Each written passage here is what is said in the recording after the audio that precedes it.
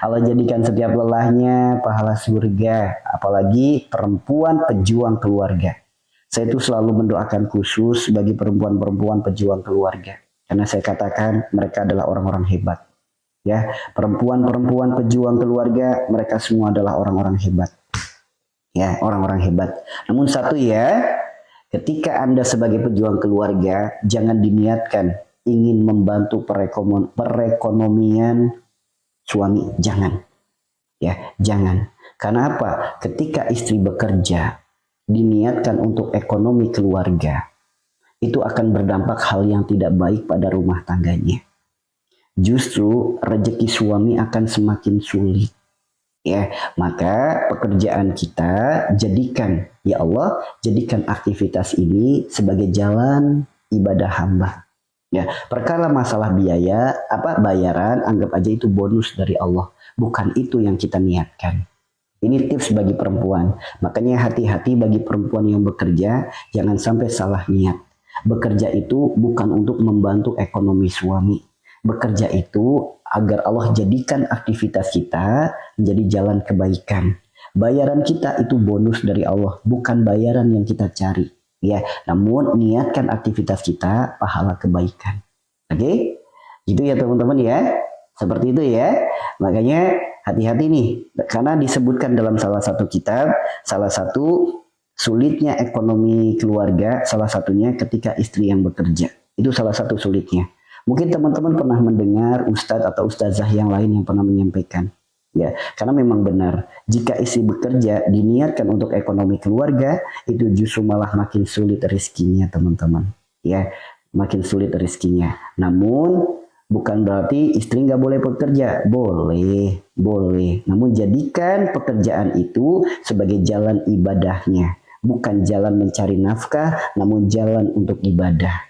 Perkara bayaran itu bukan tujuan. Bayaran itu hadiah dari Allah. Kalau niatnya seperti itu, insya Allah makin berkah rizkinya. Namun kalau diniatkan untuk membantu perekonomian keluarga, justru akan semakin sulit ekonominya. Gitu ya. Gitu ya. Bismillah pelan-pelan ya teman-teman ya. Ya. Kalau dengan alasan harus sama-sama berjuang, yuk dirubah alasannya. Ya, dirubah alasannya. Suami berjuang bukan kita membantu perjuangan suami, kita berjuang untuk diri kita sendiri. Itu teman-teman. Ya, jadi jangan diniatkan membantu ekonomi suami, jangan. Pokoknya apapun itu jangan. Ya, karena tertulis dalam sebuah kitab, ternyata istri yang bekerja itu bisa justru malah menyempitkan ekonomi suami. Itu seperti itu. Namun bisa, bukan berarti nggak boleh bekerja, tetap boleh bekerja. Namun jangan diniatkan membantu ekonomi suami, namun niatkan aktivitas itu sebagai jalan ibadah.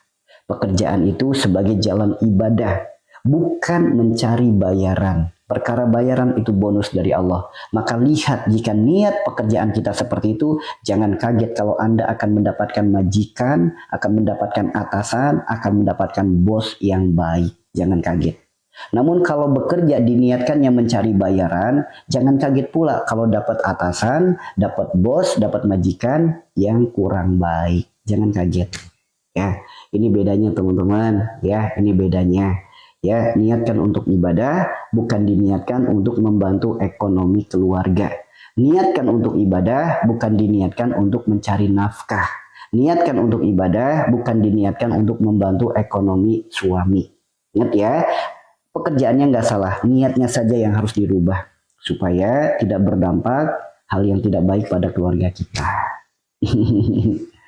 Ya kalau suami yang bekerja harus atau udah, ini kan kita lagi bahas kalau istri yang bekerja, karena pada umumnya yang bekerja itu suami, gitu ya. Ya. Ya kalau perempuan bekerja sebelum nikah nggak apa-apa, bagus, lanjutkan itu, lanjutkan. Ingat ya, apapun pekerjaan kita, baik laki-laki maupun perempuan, niatkan bekerja itu untuk ibadah. Ya, niatkan bekerja untuk ibadah. Insya Allah diberikan kemudahan semuanya. Ya, insya Allah diberikan kemudahan semuanya. Gitu ya. Udah, segala pekerjaan kita niatkan ibadah. Pasti tidak akan kecewa dengan hasilnya. Tidak akan kecewa. Oke? Silakan, istri mau bekerja boleh, boleh. Makanya sampai ada doa-doa khusus. Teman-teman kalau perhatikan saya setiap kali doa, pasti selalu ada doa khusus bagi para istri pejuang keluarga. Tuh, selalu ada doa khusus. Bahkan selalu saya mohonkan agar dijadikan setiap lelahnya, setiap pekerjaannya balasan surga di akhiratnya. Itu doa khusus. Kenapa? Wanita-wanita hebat, mereka yang mau berjuang untuk keluarga. Namun tetap perjuangan itu dikarenakan untuk ibadah, bukan mencari nafkah. Oke? Nah, dari sini insya Allah berkah. Ya, insya Allah berkah.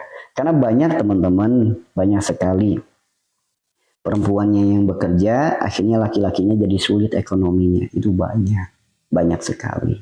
Ya, sebenarnya bukan pekerjaannya yang salah, niatnya yang salah. Saya niat bekerja untuk membantu ekonomi suami. Jangan.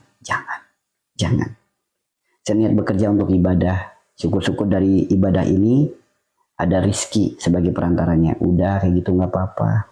Ya, karena kemarin ada yang curhat kepada kami. Boleh nggak saya bekerja seperti ini? Semoga penghasilan ini bisa membantu ekonomi suami. Ya, kebetulan WA-nya ke istri saya. Istri saya juga menjawab, bekerja itu boleh. Niat membantu ekonomi suami itu jangan. Karena itu yang justru malah menyebabkan ekonomi jadi makin sulit. Bekerjanya silakan.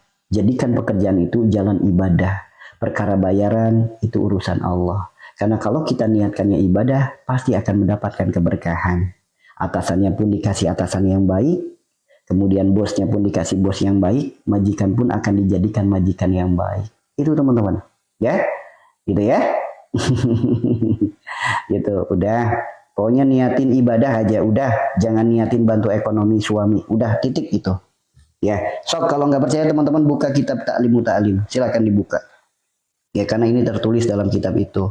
Mungkin teman-teman pernah mendengar hal seperti ini yang disampaikan oleh ustazah atau ustadz yang lain. Mungkin pernah mendengar. Ya, karena itu pentingnya. Memang betul, Islam itu tidak selalu dengan akal dalam kita untuk menelaahnya.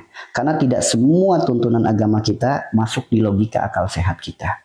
Tuh, contoh, tidak boleh tidur selepas subuh, tidak boleh tidur selepas asar. Ya, akal kita nggak masuk. Namun ternyata itu memang berdampak buruk. Contoh lagi, tidak boleh mandi selepas waktu maghrib sampai pertengahan malam. Akal kita nggak masuk. Namun itu yang menyebabkan penyakit dalam tubuh. Makanya terkadang tidak semua harus dipikirkan dengan akal. Udah, nggak usah keras kepala, tinggal ikutin saja hukum agama kita. Pekerjaan itu niatkan ibadah, jangan diniatkan untuk membantu ekonomi suami, untuk menjemput rizki, untuk apa? Udah, niatkan ibadah saja. Perkara datangnya gaji, perkara datangnya bayaran, syukuri apa yang ada, jangan dijadikan keluh kesah. Seperti itu ya teman-teman ya. Seperti itu ya. Rubah saja niatnya, bukan pekerjaannya yang salah, niatnya saja yang rubah. Ya, cakep. Gitu ya. Ya, inilah hukum agama. Memang pentingnya ilmu kehidupan tuh seperti itu. Ya, jadi kehidupan kita itu pada sejatinya itu semuanya sudah diatur dalam agama kita. Kehidupan kita itu udah diatur dalam agama kita. Kita mau berjalan keluar rumah aja, itu udah ada tuntunannya dalam kehidupan agama kita. Kita mau ke kamar mandi saja, cara masuk kamar mandi itu ada tuntunannya dalam agama kita. Makanya hidup itu jangan awur-awuran. Allah ciptakan agama supaya hidup punya aturan. Aturan agama kita seperti itu. Jika ada perempuan yang bekerja, niatnya membantu ekonomi suami, justru rizkinya semakin sulit. Justru ekonomi suami makin sulit. Jika ada perempuan niat bekerja, diniatkan untuk menjemput rizki, itu pun sama. Ekonomi suami jadi makin sulit. Namun niatkan pekerjaan itu untuk ibadah. Perkara bayaran itu bonus dari Allah. Bukan diniatkan mencari rizki, bukan diniatkan mencari bayaran. Udah, perkara bayaran itu bonus. Nah, itulah agama kita dalam menata kehidupan kita. Itulah agama kita dalam memberikan syariat-syariat dalam kehidupan kita. Makanya beragama itu enak teman-teman. Karena segala aktivitas kita ada tuntunannya. Mau makan aja ada caranya. Itulah agama kita.